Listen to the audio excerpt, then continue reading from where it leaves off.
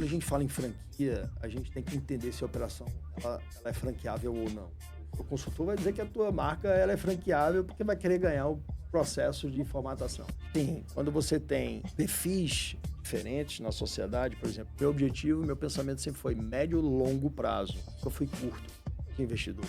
Pensamento mais curto. Então era sempre aquela cultura de querer tirar, de querer ter o resultado, e eu sempre aquela cultura de estar investindo para poder crescer e desenvolver. Então eu tinha muito medo de fundo de investimento, quando chega e compra teu controle, tira você, e já aconteceram tem vários casos aí no mercado, aí bastante complicados, que os fundos chegam, botam dinheiro lá, vão te diluindo e você fica depois sem o negócio, enfim, sem o dinheiro. Assim, foi muito importante a orientação, toda a estratégia, a gente foi assertiva, a nossa estratégia de condução no período de pandemia, foi um período em que a gente cresceu, amadureceu como companhia, né? Para a oportunidade de bons pontos com uma boa negociação. Essa casada aí fez com que o camarada, logo em 2020 e 2021, esse aí foi 4 unidades que a gente inaugurou em 2020, mesmo com pandemia, e 5 operações que a gente inaugurou em unidade. Então, se a gente pegar um bom produto, um bom preço, com fartura, né? Aquela coisa que você come, vão 3 pessoas, come um prato, ainda sobra, você ainda janta em casa. Me dei bem, né? E antes de começar esse episódio, gravaram aqui no Estúdio Hub 2001 um recado rápido para você. Acabou de sair do forno o livro de marketing digital mais atualizado do Brasil. Meu livro Internet que Vende, vou colocar aqui o link na descrição para você adquirir. E se você quiser saber um pouco mais sobre a minha consultoria para aceleração de negócios com marketing digital e IA, o link também vai estar aqui na descrição do episódio. Diga aí, amigo, aqui é Felipe Pereira, seja muito bem-vindo a mais um episódio do Acelera Digital Podcast. E hoje eu tô com um convidado super especial, o Silvio Matos. Silvio, queria começar te agradecendo pela tua disponibilidade de bater papo aí com a audiência da gente. Cara, eu te agradeço por esse convite, né, cara? Tanto tempo aí, né? Desculpe aí, inclusive, o atraso. Mas é um prazer estar aqui batendo papo com você, contando um pouquinho da nossa história, um pouquinho aí do lado do empreendedorismo, né? Então é um prazer, cara. Sempre é um prazer bater papo com você. Show de bola. Silvio, eu queria começar se apresentando para a galera. Quem é Silvio Matos? O que é que o Silvio faz hoje? Eu sou sócio fundador do Grupo Drumatos, né, e CEO atualmente. Grupo Drumatos nasceu em 99 com a marca Camarão e Companhia, e depois em 2005, inauguramos o Camarada Camarão, que é um projeto bem ousado, e aí a gente vai bater um papo aí sobre isso. Tenho a formação de engenharia de pesca, então meu pai foi pioneiro na criação do camarão marinho aqui no Brasil, então daí que eu tive meu sonho e a vontade de entrar em engenharia de pesca, mas também tenho formação de economia e fiz o MBA de marketing. Então, esses são os meus atributos aí dentro da minha história. Beleza, show de bola. Queria que você falasse um pouquinho pra gente a questão do surgimento do empreendedorismo na tua vida, né? Você começou com o Camarão em Si lá atrás. Conta um pouco aí a trajetória toda. Tem que contar de forma bem rápida, né? Porque é muito tempo. Mas, na verdade, eu até brinco, né, com o Rafa Matos, meu filho, que ele foi a primeira pessoa que me estimulou a empreender, né? Na barriga, sem ele saber. Literalmente na barriga da mãe dele. Então, eu fui pai muito cedo, né, com 18 anos, e a responsabilidade bateu na porta. Então, um moleque de 17, 18 anos, saindo do colégio, indo para a faculdade, sem ter um rumo na vida, e aí a namorada grávida, você tem que entrar logo no trabalho, já que eu não tinha nenhuma formação ainda. Eu tive que começar a me virar e empreender. E meu primeiro negócio, já tive criação de rã, já tive sorveteria, né? Mas o negócio que eu entrei e foi até o plano Collor foi comprar camarão na praia, né? Meu pai tinha a fazenda, eu tinha a comercialização, então eu comprava camarão na praia e comercializava no mercado interno, principalmente aqui de Recife. Depois, quando veio o plano Collor, aí o plano Collor pegou toda a grana, porque na praia você tem que ter o dinheiro para poder comprar o camarão, a lagosta à vista, para poder vender. E naquela época os juros estavam muito altos, então você tinha que comprar e vender logo no mesmo dia, porque no dia seguinte o dinheiro não valia mais nada. Então, mas aí veio o plano Collor, pegou a grana, o meu capital de giro que tinha foi embora, e aí eu comecei a trabalhar com o meu pai na comercialização do produto dele no mercado interno. Daí a gente foi até 94, mais ou menos, né? Aí eu tive a primeira experiência com um restaurante, né? Foi um modelo que a gente fez, um bar, Boa Viagem, em Recife. De onde é que veio a ideia de abrir um bar, de começar com alimentação? É porque, como a empresa, ela tinha... o dólar estava baixo, né? Então estava praticamente 1 para 1. É incrível falar nisso, né? Dólar de 1 para 1, né? Pessoas de hoje em dia, acho que você não pegou essa... Eu peguei lá atrás no comecinho, né? Mas era bem jovem. Mas o dólar 1 para 1, então a importação valia muito a pena. A exportação não. Como o projeto do Camarão era todo voltado para exportação, ele disponibilizou 90% dos itens do Camarão para comercialização no mercado interno. E aí... Antes vocês exportavam? Exportava. Quando o dólar caiu, foi 1 para 1, aí 90% da produção dele foi para o mercado interno. Lá da fazenda do Lá da fazenda do meu pai. Então, resumindo. E eu trabalhava com ele, né? Produzia muito camarão, vendia para fora, dólar ficou desfavorável para exportar, ficou sobrando camarão, vamos usar no mercado aqui interno. Exatamente. Resumindo, é isso. Exatamente. E aí, para compor o mix do camarão, veio, como o dólar estava baixo, valia a pena importar alguns itens. Eu estou falando em 92, 93 que a gente começou, né? Aí você trazia o quê? Tem muito tempo. Salmão fresco, Salmão. a gente do Chile, né? Bacalhau de Portugal, um bacalhau fresco, não bacalhau salgado, um bacalhau congelado, que era difícil das pessoas entenderem, né? O processo do bacalhau, porque bacalhau é o processo, não é o peixe. Então, cane também, tinha mais ou menos vegetais congelados, a batata pré-frita que hoje é a congelada, que é normal, vem em palito, hoje já é normal, mas antigamente não tinha isso, né? Eu desenvolvia nos restaurantes, as pessoas faziam, pegava a batata bruta e cortava. Então a gente meio que introduziu também no mercado interno, ou seja, junto com o camarão eu tinha mais ou menos uns 350 SKUs, né? Entre itens importados e o camarão. E aí a gente começava lá no mercado interno. Mas, como a gente tinha vários itens importados e itens novos, né, que precisava de uma referência, a ideia era montar uma estrutura de restaurante junto com a loja ao lado, que aí nasceu a primeira unidade do Camarão e Companhia, né, sem um processo de formatação, sem uma coisa mais organizada, mas para expor os nossos produtos. Bacalhau, salmão, os vegetais, o próprio camarão. Então, na Setúbal, a gente inaugurou essa opção mais... Era loja para pessoas comprarem? Pra levar Não, era casa? um restaurante com loja. Tá. Então as pessoas podiam comprar para levar para casa, congelado, para levar para casa e também consumir ali. É tipo um showroom, um restaurante showroom. Só que deu muito certo, né? Deu muito certo. Mas aí a empresa começou a divulgar, Você está falando bastante. de 90 e alguma coisa? A gente começou esse projeto em 92. 92. Então a gente está falando aí de quantos anos? Vamos lá, tem... 33. Fazendo 34 agora. Exatamente. Tem muito tempo. Foi aí que eu entrei nesse mercado aí de restaurantes. Aí o primeiro restaurante deu certo. Mas como o meu foco não era, nessa altura aí, o restaurante, meu foco era comercializar os produtos que a gente importava e o camarão. Então, tá. a gente começou a vender o produto no Brasil inteiro.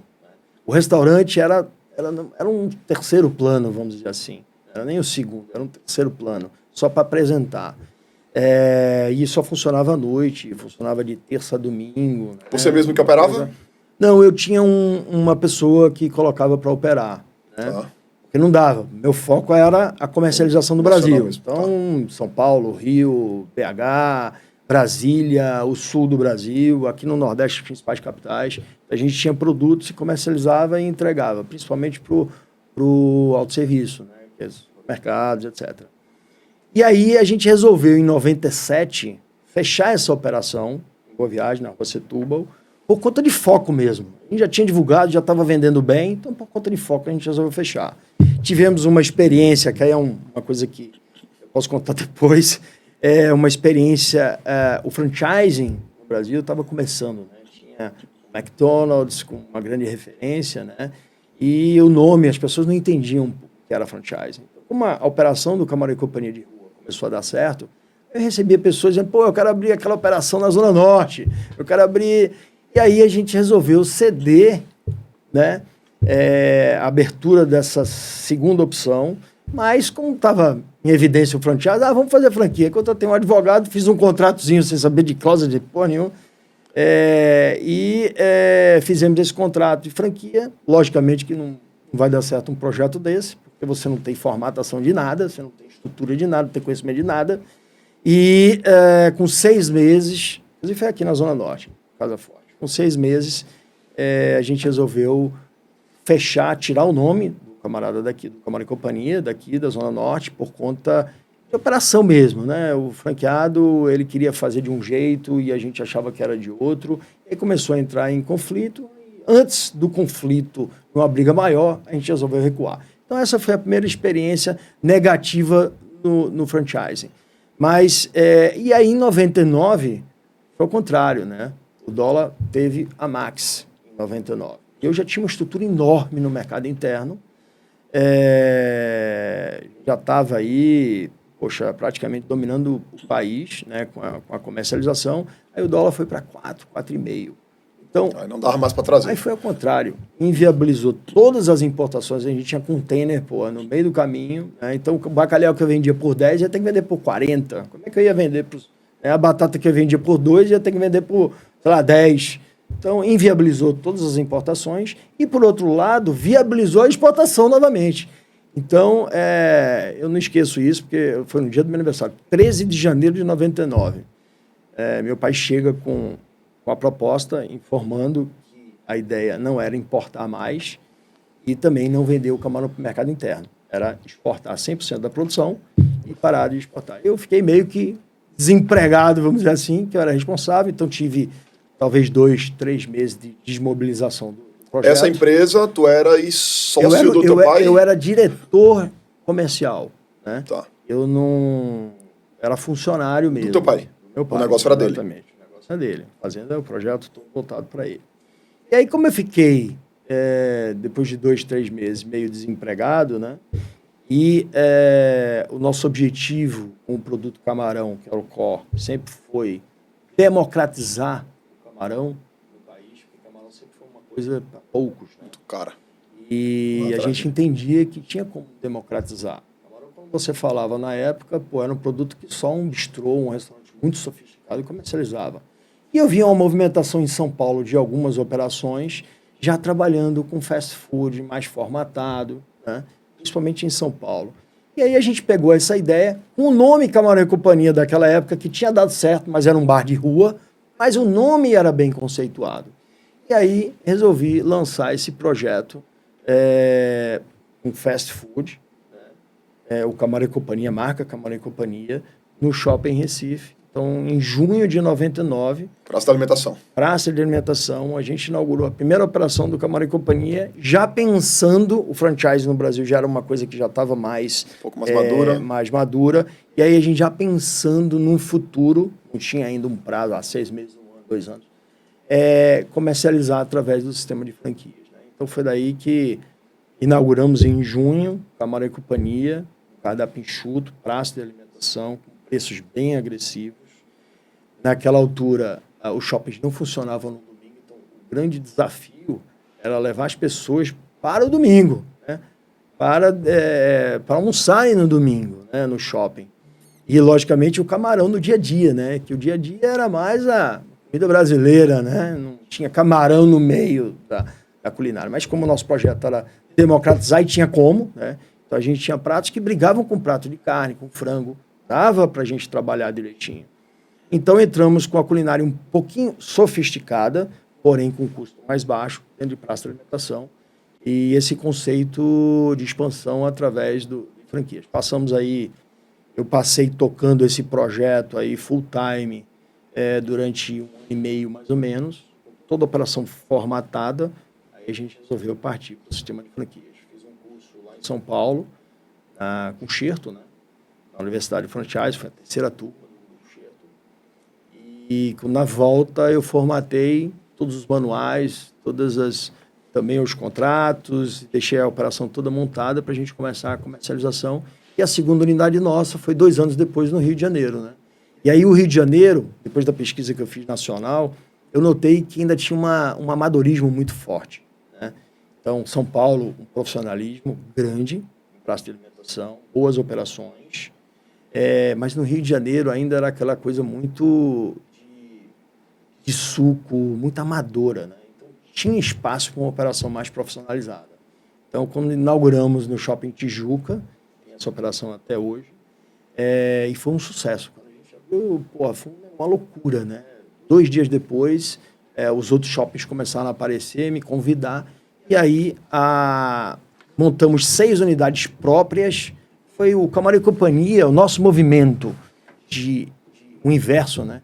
Porque sempre foi a nossa cultura aqui no Nordeste, né? A empresa de São Paulo chegando, montando aqui no Nordeste. Aqui o contrário. Então, foi a primeira empresa do segmento de alimentação a fazer o processo inverso. Você tem algum tipo de dificuldade, preconceito com relação a isso ou não? Não. Assim, o preconceito, ele existe, mas como o nosso produto é o camarão, né? E o pessoal do Sudeste, do Sul, visualiza que o Nordeste é frutos do mar, o Nordeste é praia. Então, a gente não teve, pelo contrário, acho que agregou. Né? Agregou, diferente, de repente, de uma operação de carne. Você vai trabalhar aqui, uma operação de carne que sai de Recife para ir para São Paulo, vai para o Rio, tem mais dificuldade. No nosso caso, a gente não teve tanta dificuldade. Né? Mas existia, sim, claro, problemas de logística, problemas de pessoas, preconceito, mas a nossa operação estava muito amarrada. E eu decidi, na época, montar primeiro as operações próprias, para sentir o mercado, para entender o mercado. Essa do Rio foi própria ainda? Essa do Rio foi própria. Tá. Né?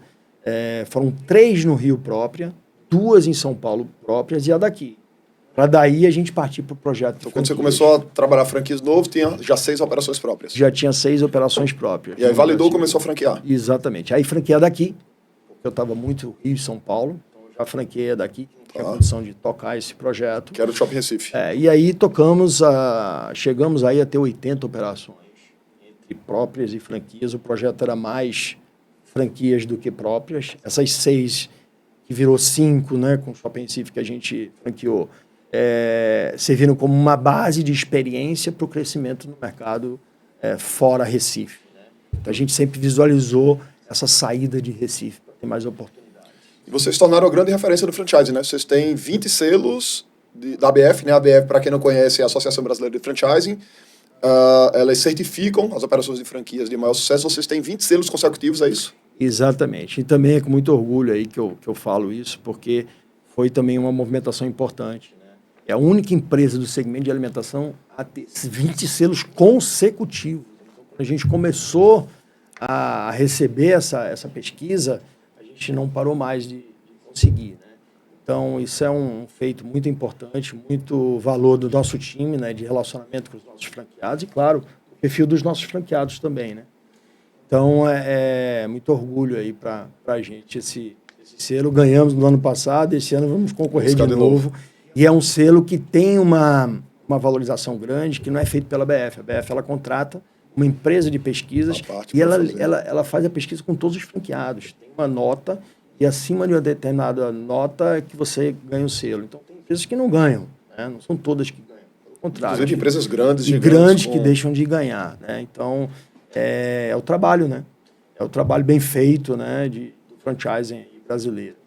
Mas chegamos a ter 80 operações espalhados pelo Brasil. Aí na pandemia a gente deu uma organizada aí nesse crescimento e agora a gente está com um novo planejamento aí de expansão com a marca. E na tua visão, Silvio, quais são os principais pilares que tornaram o Camarão e Companhia um sucesso, a ponto de você ter 20 selos consecutivos de franquias? Olha, eu falo muito, quando a gente fala em franquia, a gente tem que entender se a operação ela é franqueável ou não.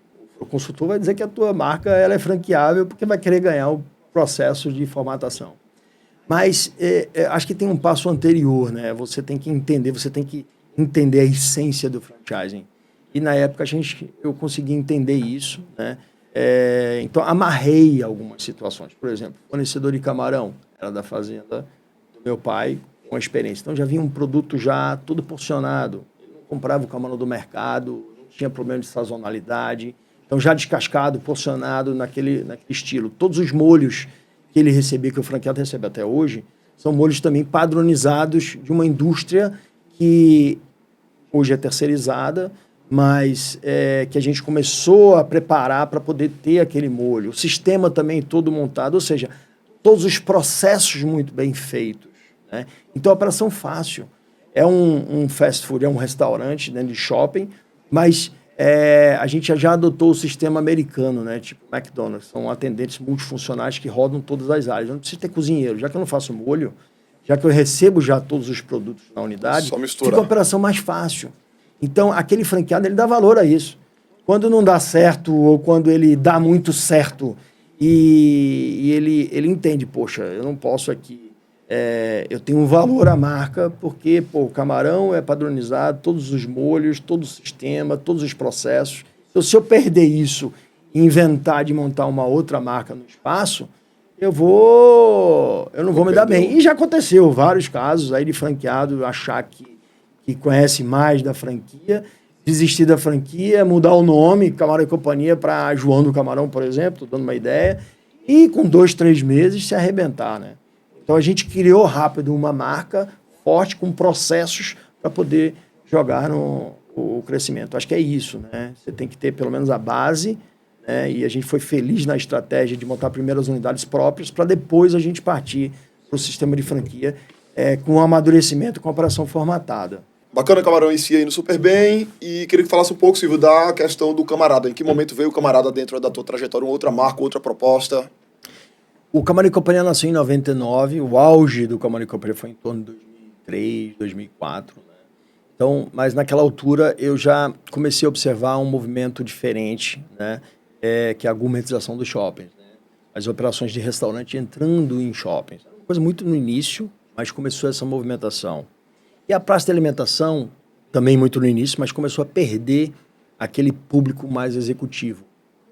De média um pouco mais alto. Né? Então, o executivo de banco, reuniões, na época, eram feitas nas praças de alimentação. Pô. Você tinha lá a bandeja, então, as pessoas iam. E aí começou a ter uma coisa, essa situação da gourmetização, e eu já tinha uma ideia de montar uma outra operação, que aí seria um restaurante, a princípio um restaurante fora de shopping, né? Na verdade, a princípio não era nem um restaurante, era mais um bar, né? Como eu ia muito para o Rio de Janeiro, então eu tinha a ideia de montar um botequim do camarão, ou seja, com a expertise nossa do camarão, com um bom chopp, principalmente da característica ali, referência do Rio de Janeiro, aqueles botecos do Rio de Janeiro, e aí montar uma operação de rua para poder expandir também, como o início era um projeto de franquia, né? Então, eu peguei a marca Camarada, por isso que é camarada, de camaradagem, de bar, de amigo de fé, irmão camarada, então foi essa a nossa ideia, e montei uma operação aqui em Recife, Camarada, o Botequim do Camarão, com esse conceito. Conceito lá atrás, 93, 94, um pouco do bar do Camarão e Companhia, com outro nome. Melhorado. E com a experiência, todo o projeto de franquia, só que melhorado. Aí patentei essa marca, Camarada Botequim do Camarão. E como eu não tinha um recurso, na época, eu chamei 4 amigos para poder compor um investimento. Né? E foram 5 sócios nessa primeira operação. 5 sócios, na época. Foram 5 cotas de 20%. Né? Então, uma cota operacional, que era minha, e 4 cotas de 20%, pagando os 100% do investimento. Né? Esse foi o meu conceito. Né? Mas era uma operação que a marca era minha e ali era como se fosse uma primeira franquia que eu operando. Era mais esse conceito. Mas a operação ela passou 1 ano, 2 anos, não deu muito certo. Como eu tinha sócios, amigos e investidores, existia uma cobrança em cima do resultado, lógico. Né? Mas assim, quando você tem perfis diferentes na sociedade, por exemplo, meu objetivo, meu pensamento sempre foi médio, longo prazo. Eu fui curto, investidor, pensamento mais curto. Então era sempre aquela cultura de querer tirar, de querer ter o resultado, e eu sempre aquela cultura de estar investindo para poder crescer e desenvolver. Então aí teve o primeiro embate, né? Mas foi quando, eu sempre acreditei bem no projeto, vi que eu precisava de transformar de bar para restaurante, né? Então eu tinha uma movimentação também nesse sentido, e a gourmetização dos shoppings. Eu disse, poxa, eu preciso de entrar nesse projeto. Né? Já que eu tenho toda a expertise em shopping center, mais praça de alimentação, eu preciso de pegar essa tendência. Foi quando, 3 anos depois, acho que foi 2008, 2009, mais ou menos, eu montei a segunda operação do Camarada, já no Rio de Janeiro, tá? Shopping Rio, Design Barra, uma formatação com um projeto diferente, já com cara de restaurante, foi a virada de chave. Né? O primeiro ter sido Recife. Primeiro Recife. O segundo no Rio. 4, 5 anos depois, no Rio de Janeiro, no shopping center, com a formatação mais restaurante. E Outros sócios? E aí, como aqui não estava dando certo, não estava dando dinheiro o projeto, logicamente que eu convidei todo mundo aqui para participar do projeto do Rio de Janeiro, mas eles Não toparam? na época não toparam, por conta de investimento, etc. E aí eu montei lá com uma outra estrutura. Mas aí eu já montei com um formato diferente, aí eu já tinha uma participação maior, era o responsável pela operação, mas uma participação maior, e também mais 3 sócios investidores compondo lá a outra parte. E aí foi quando a gente virou a chave. O camarada começou a dar resultado. Aquele modelo de shopping-restaurante começou a dar certo. Explodiu no Rio de Janeiro, né? Um shopping que tem um posicionamento um pouco mais né? Não era um shopping que tem praça de alimentação, um shopping de decoração, com pouco fluxo, mas com poder aquisitivo alto. Foi muito bom para a gente entrar no Rio de Janeiro, ali perto de grandes operações, do lado de grandes operações, marcas conceituadas do Rio. E aí a segunda operação nossa foi já com o modelo do Rio de Janeiro, aqui no Shopping Recife. E aí eu chamei também sócios daqui para participar desse projeto, eles não aceitaram na época, por conta também de outras situações, e aí foi a primeira operação que eu fiz sozinho aqui no Shopping 100% Recife. teu. 100% nosso. É o mesmo lugar onde é hoje? O mesmo lugar, Shopping Recife, no mesmo lugar que é hoje. Isso tem 12 anos, mais ou menos.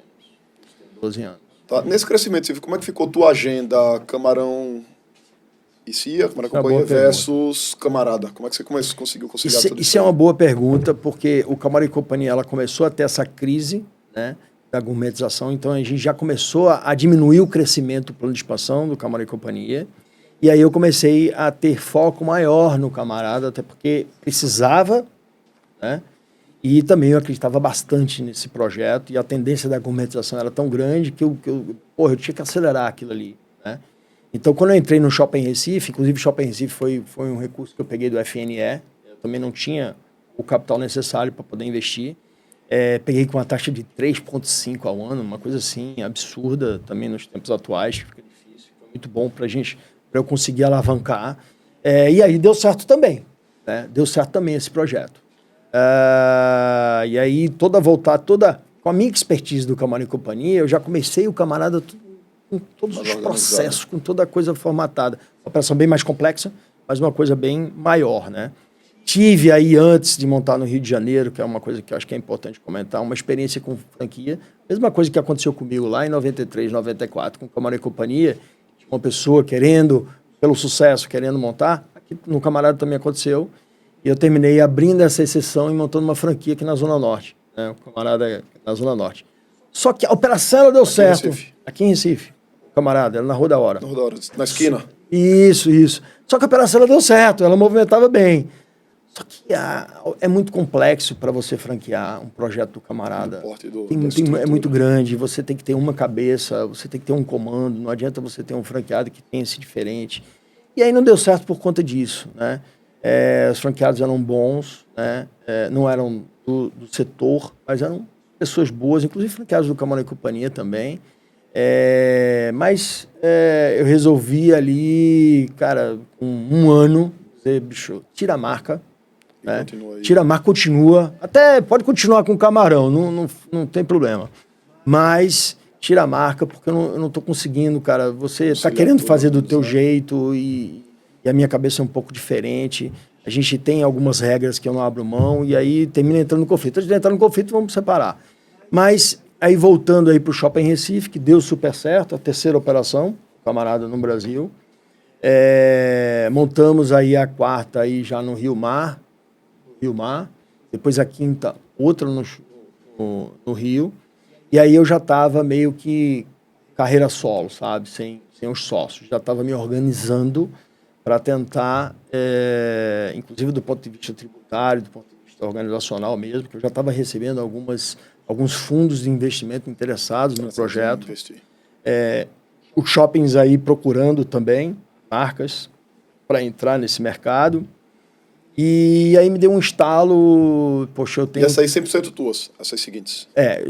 Shopping Recife 100% minha, no Rio Mar eu tive que colocar alguns investidores também, e no Rio eu peguei essa segunda unidade nossa também, fiz uma composição com quem estava lá, tá? Né?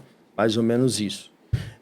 Logicamente que para investir num camarada é um valor muito alto. Então eu precisava de recursos, precisava de investidores na época, né? Mas estava recebendo aí pessoas interessadas para investir, fundos de investimento grandes. Só que eu batia na minha organização. Então eu tinha uma contabilidade que era terceirizada, junto com o DP, eu tinha um planejamento tributário dentro da organização também, com lojas no Simples, outra no Presumido, outras com sócios diferentes. Então eu fiz uma reestruturação tributária dentro dessa ideia, onde eu internalizei a contabilidade, DP, vários processos. Fui para um escritório um pouquinho melhor para organizar isso tudo, né? Botei um financeiro também para me ajudar. Eu já estava naquela situação difícil, cuidando da operação, né? Dentro da operação e tendo que cuidar também do financeiro. E foi daí que, em 18, eu já estava um pouquinho mais organizado, mais confiável. Eu recebi a visita, eu tinha 5 operações. Eu recebi a visita de um fundo de investimento, que é o Nordeste 3, que tinha a gestão da 20, né, que tem a gestão da 20 Partners, empresa que investiu em Burger King, em Domino's no Brasil, agora investiu em Outback, né? Mas a 20 ela administrava esse fundo. Esse fundo ele tem como cotistas, primeiro como prioridade de investimento em empresas do Nordeste, e cotistas como o BNDES, BNB, a Previ do Banco do Brasil, e tinha o foco de pegar empresas que têm um potencial de crescimento, que têm um fundador presente, confiável, pequenas, né, no início ali, em processo de crescimento, e com vontade e que não comprava controle, né? Então, eu tinha muito medo de fundo de investimento, quando chega e compra teu controle, tira você, e já aconteceram tem vários casos aí no mercado, aí bastante complicados, que os fundos chegam, botam dinheiro lá, vão te diluindo e você fica depois sem o negócio, enfim, sem o dinheiro. Então eu tive essa preocupação. A princípio, quando o fundo chegou, eu disse, não quero, porque eu não quero sócio, estou crescendo aqui de forma orgânica. Ia crescer talvez 2 operações por ano. Estava bom. Okay. Mas aí, tudo que eu colocava como empecilho, eles se rebatiam. Então, eu não quero ter sócio. Mas, Silvio, é você que vai tocar, a gente acredita no teu potencial, a gente não conhece do negócio. Eu quero te dar a gestão para você crescer. E aí a palavra gestão e governança me pegou. Gestão e governança é uma coisa que eu preciso, que eu quero, que eu preciso. Poxa, mas aí, para compor a gestão e a governança, também vamos compor aqui um plano de expansão, chegar em 2024 com 24 operações e tal. Era 2019 já, 2018, 2019. Poxa, seria bom. Pode ser algo interessante. Então, algumas regras que eu fui colocando e eles foram ali concordando, entraram como minoritários dentro do projeto. Foi daí que eu resolvi sair dessa zona de conforto que eu estava e fazer esse projeto de crescimento, né? Assinamos em 19, né, o contrato, e dentro do contrato do fundo ele começa a ter uma desmobilização de saída 5, 7 anos. Ele entrou como uma parte de 40 e poucos % da sociedade. Então eu fiquei com 56, o fundo ficou com 44 dentro do processo ali, mas com o objetivo dele sair com 5, 6 anos. 5 a 7 anos, né? E esse fundo ele já tinha investido em algumas empresas daqui de Recife, Mundo Cabeleireiro, investe até hoje, né? Jagmax eles compraram e saíram com 2 anos, conseguiram performar, e outras empresas do segmento, né? Então eu resolvi aí fechar esse acordo em 19 e todo esse plano aí de chegar a 24 operações, com uma governança implantada, com um sistema de conselho também estruturado. Foi muito bom aí para mim, né? Muito bom na época. Agora veio a pandemia, né? 2020. Foi bastante complicado. Uma pedra no meio 2020 a gente estava todo animado para começar o ano. E em março, 21 de março, todos os shoppings fecham. Então, fiquei aí de mãos atadas. Estava com o estúdio na Feira de Franquias lá no Rio Mar. Rafa. Foi um momento bem difícil. Mas, por outro lado, eu estava capitalizado, estava com recursos para poder crescer, só que esse recurso também, ao longo da pandemia, foi se diluindo para pagar custos.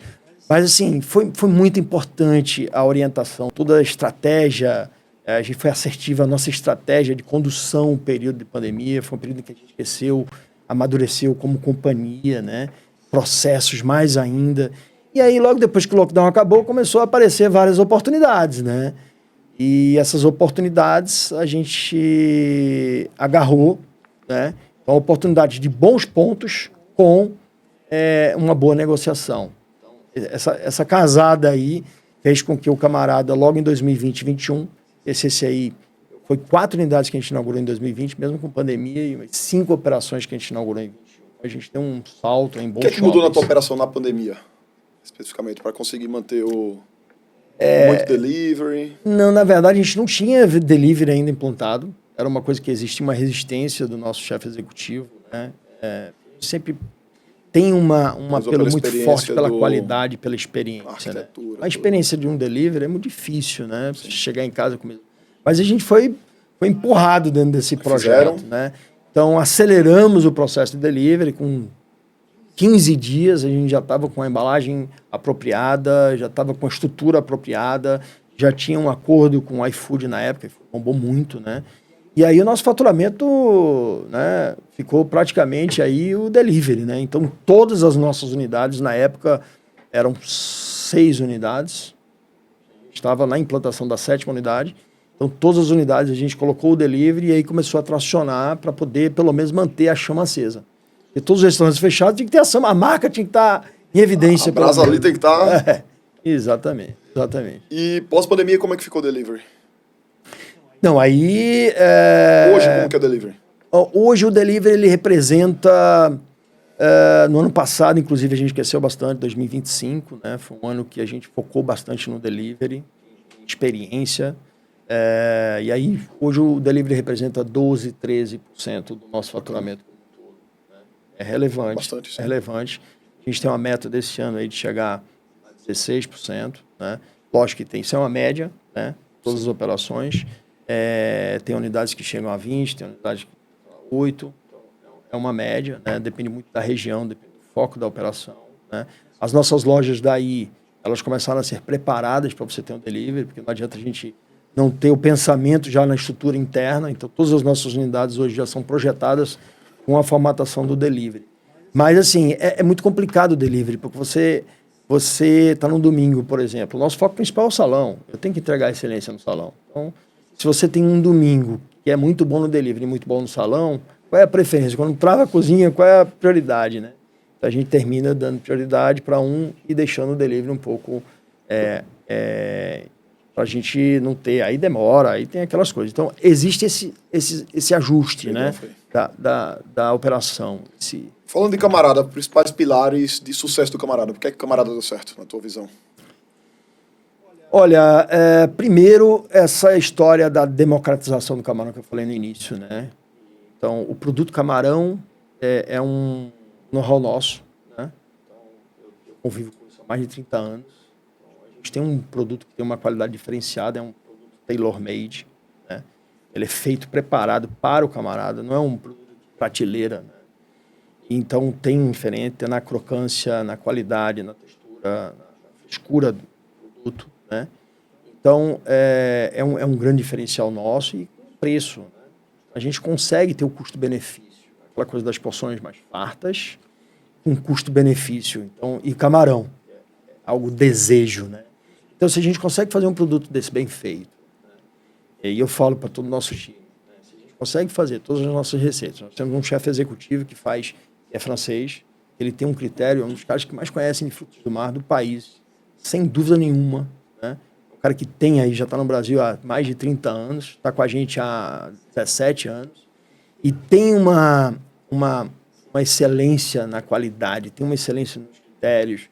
Ele entendeu um pouco da culinária nordestina com a mediterrânea, então ele consegue unir essa coisa da qualidade. Então, se a gente pegar um bom produto, com um bom preço, com fartura, né? Aquela coisa que você come, vão 3 pessoas, come um prato, ainda sobra, você ainda janta em casa.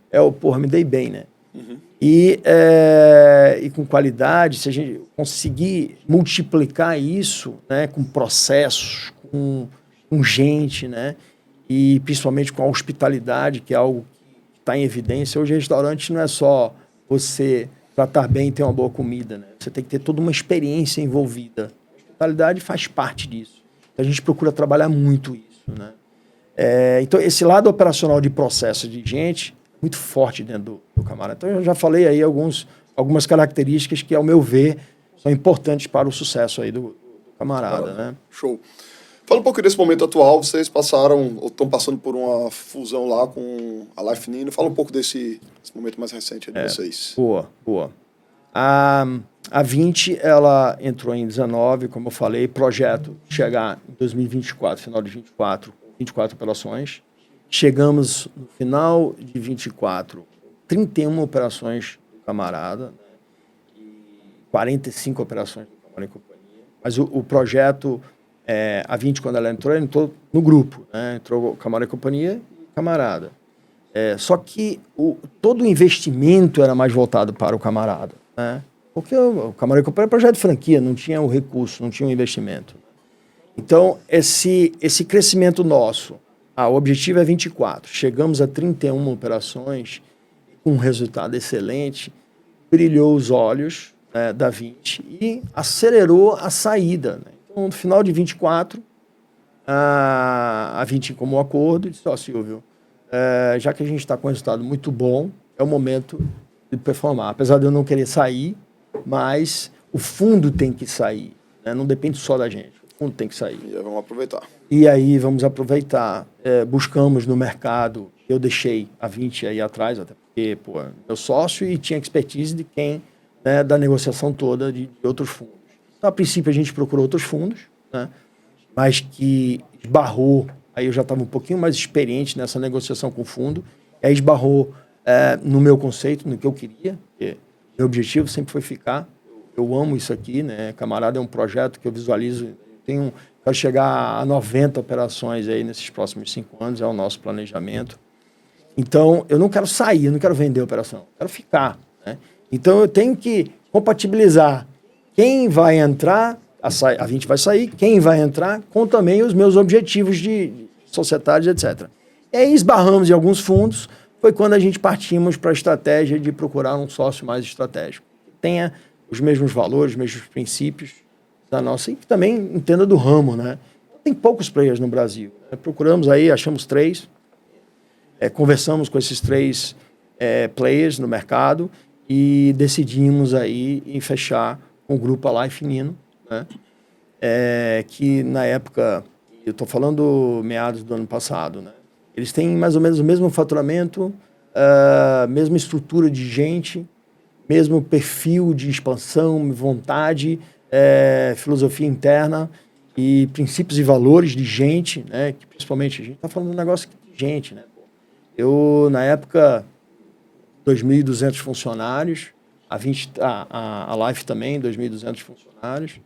Então, as empresas eram muito similares, né? Então, eu entendi negócios complementares. Então, eles são bons lá em São Paulo, tem restaurante também, bar. Eles precisavam de entrar mais no Nordeste, eu também precisava de entrar mais no Sudeste, rua. Então, meio que casou a ideia e assinamos esse acordo no meio do ano passado, né? E aí, com todo um planejamento para esses próximos 5, 6 anos aí pela frente, né? Até coisas maiores, né? E com essa fusão, toda essa movimentação, hoje nós estamos entre os 10 principais grupos de food service do país, né?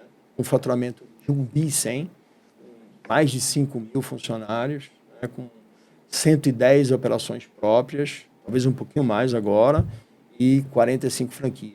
Então, hoje é uma companhia de grande porte, né? Se a gente for pegar o segmento nosso de restaurante, talvez entre os 5, né, do Food Service Brasil, mas entre os 5 aí desse nosso segmento do Brasil. Então, já mudou. O jogo muda completamente, né? E, assim, mas com aquela essência, né, que eu sempre falo para o nosso time, esse ano está muito latente, vai ser um ano bem desafiador, né? Apesar da gente entender que vai ser um ano muito bom, mas vai ser desafiador. E é ótimo quando tem desafios. Na pandemia, vários desafios, conseguimos crescer. Então é assim que as oportunidades aparecem, e a gente está visualizando isso nesse ano. Então, para compor todo esse projeto nosso, agora, nós estamos nessa fase de integração entre dois times, né, entre duas empresas. O CSC nosso, que é o Centro Compartilhado, fica todo aqui em Recife. Eles ficam lá em São Paulo. Então, existe agora a ideia de estar consolidando isso para ganhar em escala.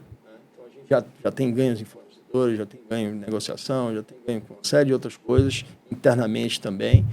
E é onde a gente vai buscar aí para melhorar ainda mais o nosso resultado e o nosso projeto de crescimento. Esse risco de 26, o que é que mais impacta o teu segmento em particular? Porque esse ano tem feriado, tem Copa do Mundo, tem eleição, tem, assim, é um ano bem específico. O que é que mais impacta em alimentação? 2025... Conjuntura econômica também, né? 2025 a gente já viu uma movimentação, não foi um ano muito bom, 2025, principalmente o segundo semestre. Né? Isso para o nosso segmento, tá? E para a nossa empresa, comparando com as outras também. Então, a gente caiu no segundo semestre. O último tri do ano não foi bom. A gente ficou até negativo, um pouco negativo, mas negativo comparando com 2024, mesmo as lojas. Isso fez a gente refletir algumas situações aí para esse ano. Né? Primeiro que tem o efeito das canetinhas, que é algo que todo mundo comenta, e é real.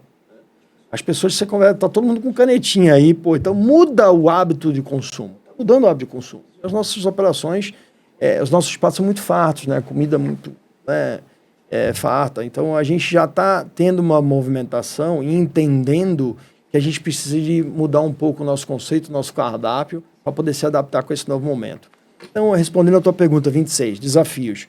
Continua com o desafio da canetinha, talvez até mais, né? Isso é uma realidade, não é tendência, é realidade. Todo mundo tem que se adaptar a isso. Quem trabalha com o nosso segmento tem que se adaptar a isso. E a gente está buscando aí alternativas. Lançamos agora, semana passada, um festival de petiscos, novos petiscos, com porções bem menores, com preços também mais agressivos. Por quê? Porque o brasileiro está endividado, né? Existe isso também, essa movimentação. Então tem o aspecto, esse ano, tem o aspecto das canetinhas para o nosso segmento, tem o aspecto do endividamento, né, das pessoas, que é real.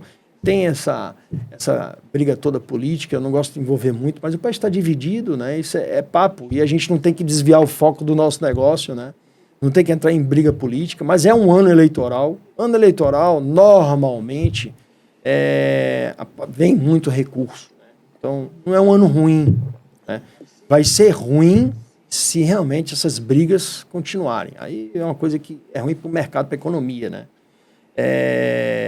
Mas a gente já passou por coisas piores, né, dentro do nosso país.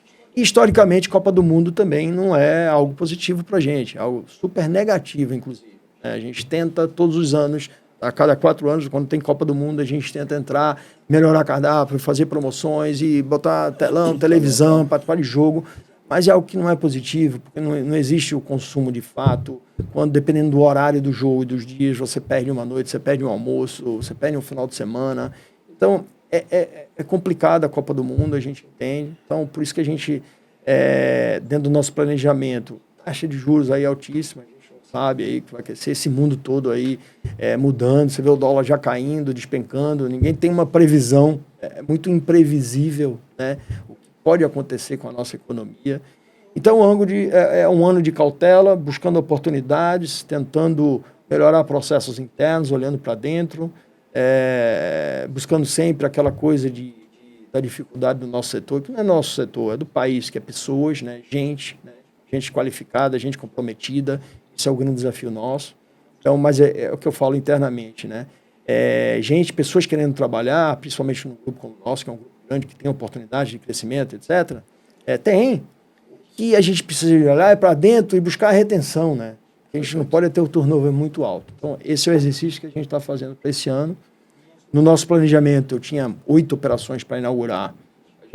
No ano passado, a gente já fez essa revisão de rota, né? Para tentar entender como é que vai se comportar, principalmente esse primeiro semestre. Mas devemos inaugurar 4, 5 operações esse ano. Operações mais pontuais, diminuindo o risco, né? Operações que a gente entende que tem dentro do nosso planejamento. Não adianta desviar o foco. Um shopping que está buscando, quer muito, mas numa região que a gente não tem interesse, que a gente vê que aquele faturamento não vai chegar, mesmo o shopping bancando, mesmo apoiando, tendo um custo baixo, não faz sentido, a gente não vai entrar. Não vai entrar naquele que a gente já estava no planejamento há 3 anos, com oportunidade, uma região, hoje o Camarada está presente, são 35 operações do Camarada, né? Está presente nas todas as regiões do país, né? O ano passado a gente inaugurou no Sul, Porto Alegre, que é um sucesso. Falta no Sudeste aí BH, Minas, então a gente vai entrar em BH esse ano, reforçar a nossa atuação no sul do país e também em São Paulo, que é uma cidade que a gente, hoje são 10 operações do Camarada em São Paulo e que a gente deve cada vez mais reforçar a nossa operação também lá. Aí, como eu te falei no início, né, são 2 operações em Recife. O pernambucano ele não sabe toda essa nossa história, todo esse nosso trabalho, esse profissionalismo, né? Essa é a evolução da marca. E aí, esse ano, a gente vai reformar as 2 operações, tanto do Camarada do Rio Mar, como também do Shopping Recife, botar no modelo atual, né? Que mudou bastante. Hoje as operações do Camarada, quando você vai na operação de São Paulo, Tamboré, que é a nossa flagship, que é lá em Alphaville, São Paulo, é completamente diferente, né? Chega lá e diz, pô, o que é isso aqui? Que restaurante é esse? Pô, é o Camarada, né? Tem as lembranças, você já conheceu, tem as lembranças, mas é uma operação que tem o mesmo cardápio, porém com glamour, né? Com uma arquitetura muito mais sofisticada. Então a gente vai adaptar essas 2 operações aqui. O que é que te faz acordar todo dia, velho? Porra, cresceu pra caramba, a família já tá, os meninos não são mais meninos, né? Todo mundo grande formado. O que é que te mexe? Netos agora, né? Netos agora. Que assim, é muita viagem, é muito tempo investido, é muita energia. O que é que, porra? Cara, eu tenho uma pergunta, eu tenho um prazer de realizar. É o perfil do empreendedor, né? Então, a minha ambição é tão grande, esse projeto, Camarada. Eu tenho essa coisa do foco, né? Então, eu não consigo desviar muito.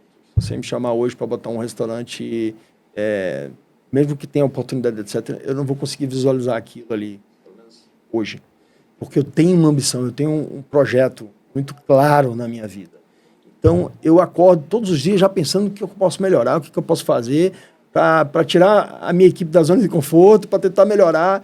Então, é o prazer de realizar, de fazer aquele projeto, aquele sonho, que hoje não é mais só meu, né? Hoje eu tenho 2.600 funcionários aí, dividindo esse sonho comigo, né? Que é o que realmente sustenta toda essa base.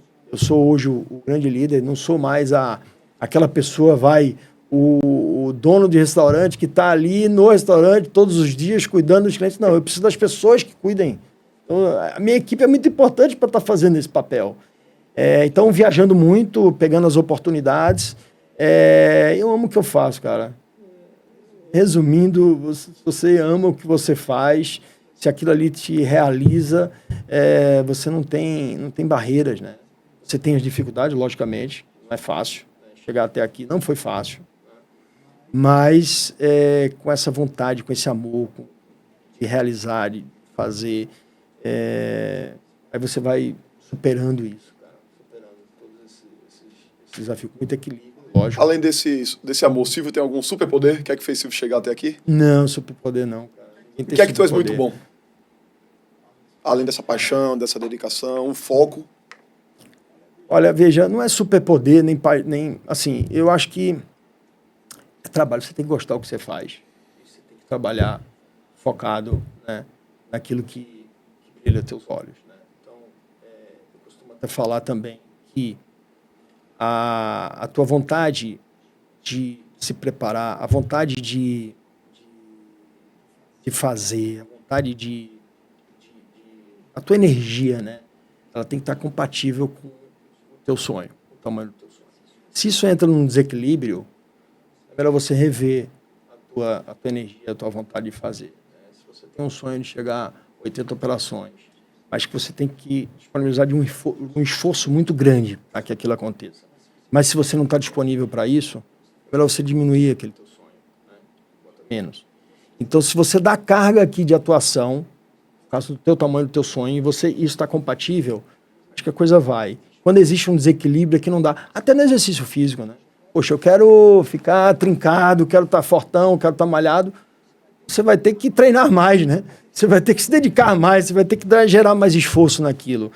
Ah, eu não quero estar trincado, eu quero estar mais ou menos. Pô, então diminui o teu esforço, natural, né? Então, eu acho que esse equilíbrio entre a energia que você coloca no treinamento, nos processos, nas coisas, ela tem que estar compatível com o teu sonho. Tem muita gente que só sonha, né? E acha que as coisas chegam de forma mais fácil. Esse equilíbrio é muito importante no dia a dia. E, assim, eu prezo muito por isso, eu trabalho muito esse conceito, né? do realizar, né? Talvez falar menos e realizar mais. Isso sempre foi uma característica minha. Como é que você vê hoje o papel do digital no teu negócio?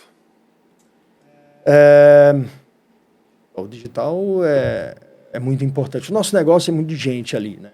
Mas então, tudo IA.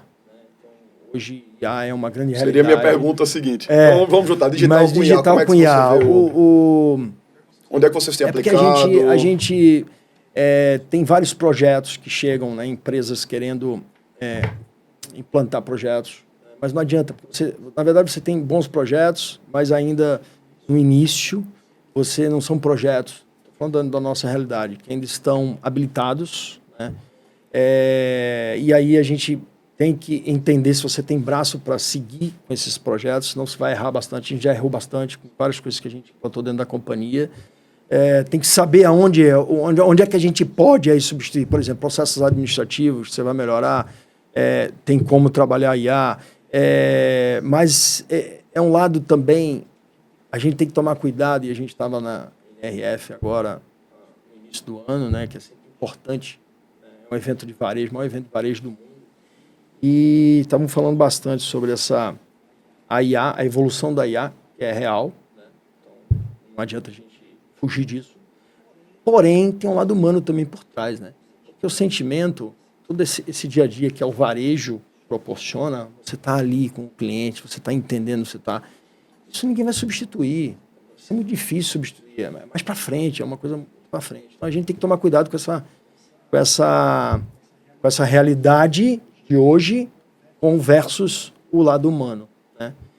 E com relação a investimento em marketing digital, a gente passou todos esses anos pensando mais no resultado da companhia, um pouco em marketing. Pra você tem uma ideia, o nosso investimento em 2024 foi, em função do faturamento, 0,7%. 0,7% do nosso faturamento em marketing. Seja o digital, que hoje é muito forte, né? Ou seja, em shoppings, né, onde a gente procura também. Então, um valor muito pequeno, né? Os nossos concorrentes trabalham com 4,5%, 5% do faturamento investidos em marketing. Quase nada. Então, quando a gente identificou isso em 2024, a gente melhorou um pouquinho para 2025. Então, chegamos a 1,1% do nosso faturamento para investimento em marketing. E esse investimento, eu estou colocando 70% do digital. Agora, para 2026, a gente já está com outra proposta, a gente já quer chegar a 3%, ou seja, um investimento muito maior. Vocês trabalham no time interno, é a agência que faz? Não, é um time, sempre foi time interno. Já trabalhei com a agência no passado, mas eu acho que a gente tem que ter a nossa cultura. É muito difícil um terceirizado pegar isso, né? Porém, com o tamanho da empresa hoje, a gente precisa de um apoio até mais estratégico, etc. E no ano passado a gente fechou com a agência. A gente fez uma boa licitação, que eu chamo, mas uma concorrência no mercado. Puxamos algumas empresas do Rio, outras de São Paulo, daqui de Recife. E aí decidimos fechar no ano passado, né, no meio do ano, setembro, fechar com uma empresa local para poder pensar toda essa estratégia nossa, que é a Lean, né?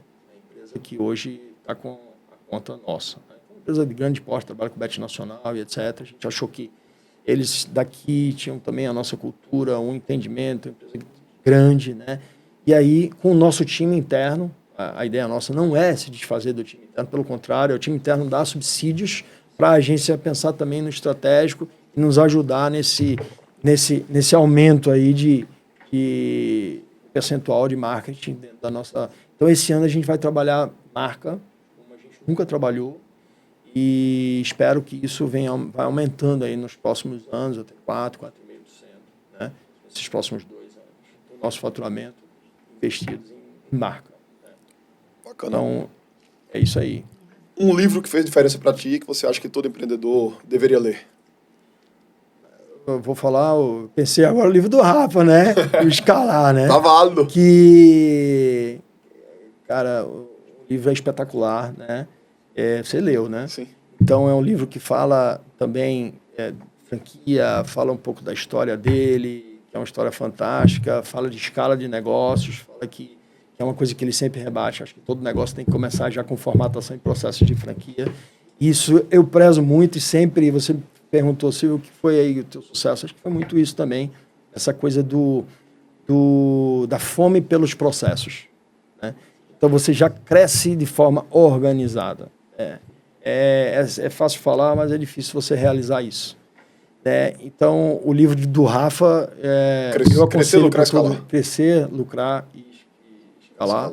Editora Gente. Editora Gente, está aí, best-seller, foi aí no ano passado, alguns meses, continua aí em todas as livrarias.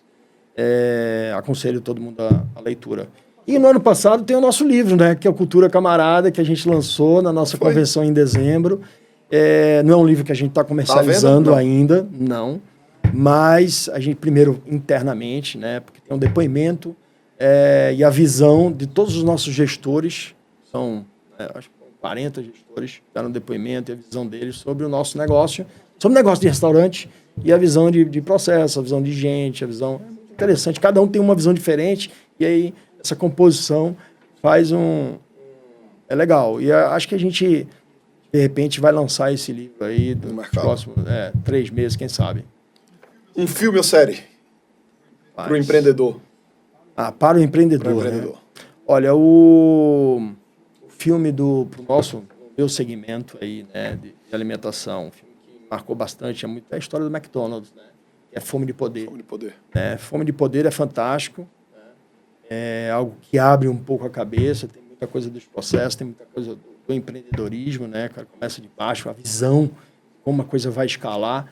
É um filme que, se você do nosso segmento, se não assistiu, assista, porque é importante.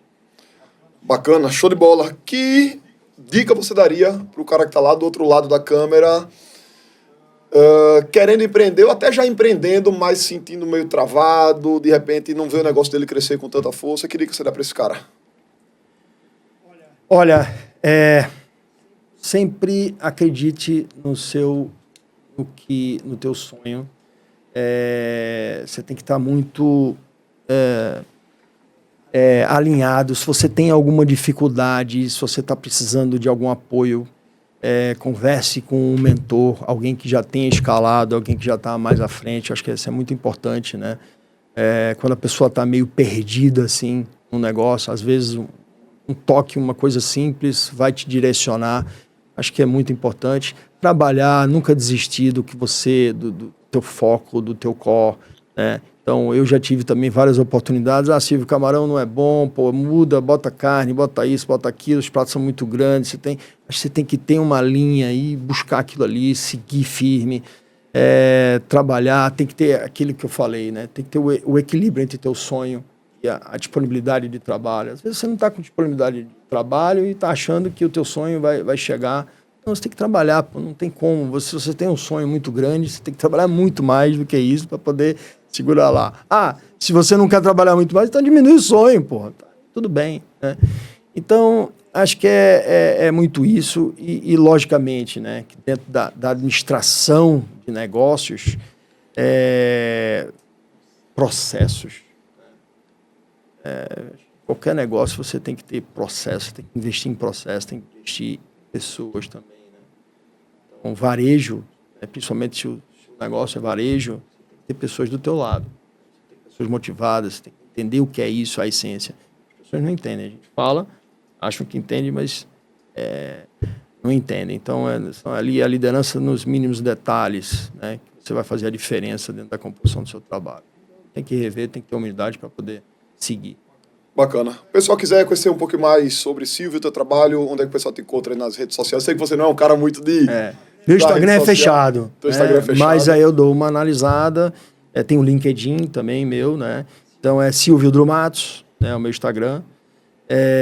No LinkedIn também. Tem o grupo Drumatos, que a gente posta muitas coisas. O meu LinkedIn, ele é aberto também. Então tem aí um pessoal me ajudando. O Instagram é mais... eu ainda não entrei nesse mundo ainda. E nem quero, nem tenho o meu perfil para isso. Mas pode entrar lá. Silvio Drumatos. Silvio com Y no primeiro I, Drumatos com 2 T's, tá? E aí eu dou uma olhada lá e autorizo a entrada. Tá Show de bola. Então eu queria agradecer pelo teu tempo, muito bacana, foi muito rico aí para a audiência da gente. Legal, cara. Bom ter ajudado e muito obrigado pelo convite. Beleza, então é isso aí, pessoal. Esse foi mais um episódio do Acelera Digital Podcast. Um grande abraço e até a próxima.